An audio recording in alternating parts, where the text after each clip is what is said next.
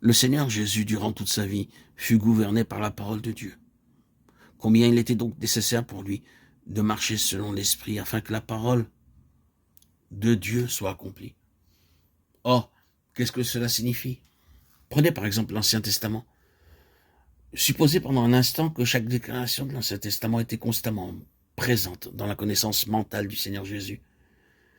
Et que lorsqu'il allait faire quelque chose, il se référait à son manuel et disait « Maintenant, ferai-je ceci ou ferai-je cela ?»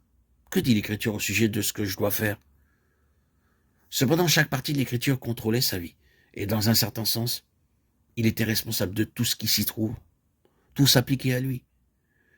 Mais il ne retenait pas toutes les Écritures dans sa tête, ni même les emporter dans un livre, ni non plus se référer à sa mémoire ou à son manuel pour sa conduite, ses paroles, ses actes, ses expériences, pour ce qu'il permettait, ce qu'il ne permettait pas, pour ce qu'il faisait, ce qu'il ne faisait pas. Bien que la parole de Dieu l'accompagnât dans toute sa richesse, qu'il eut une grande connaissance des Écritures, et cela devient parfaitement clair en lisant ces paroles, ce n'est pas de cette manière que la parole de Dieu le gouvernait. Comme s'il devait se rappeler les Écritures en chaque occasion et agir en conséquence. Il se mouvait dans l'esprit de vie, et ainsi il se mouvait selon la parole de Dieu. Quand cela était nécessaire, l'esprit de vie ramenait la parole de Dieu à sa mémoire, et il était à même de l'utiliser. Combien il l'utilisa? Mais mis à part une citation de l'Écriture et un souvenir présent d'un passage particulier qui gouvernait un incident donné, l'esprit se mouvait accompagné de la vie en relation avec la parole de Dieu. Il était gouverné par la parole de Dieu, de sorte que même alors qu'en tant qu'homme, il était impuissant sur la croix, incapable de faire quoi que ce soit, il est dit de ces conditions même, afin que l'Écriture soit accomplie.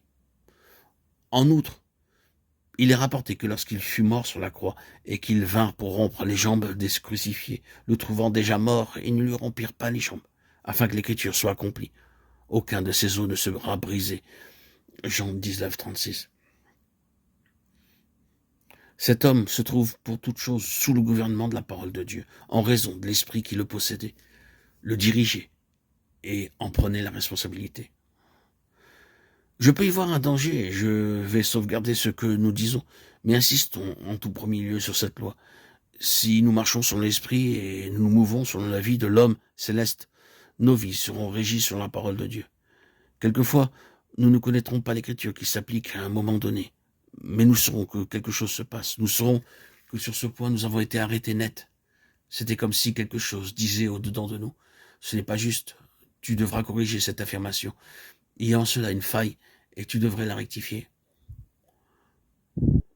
Combien de fois nous avons connu cela? Après coup, nous avons découvert où nous étions trompés. L'esprit de vie ne laisse pas passer ce qui est contraire à la parole de Dieu si nous marchons selon l'esprit. Assurément, ceci devrait être pour nous un grand réconfort et une grande aide.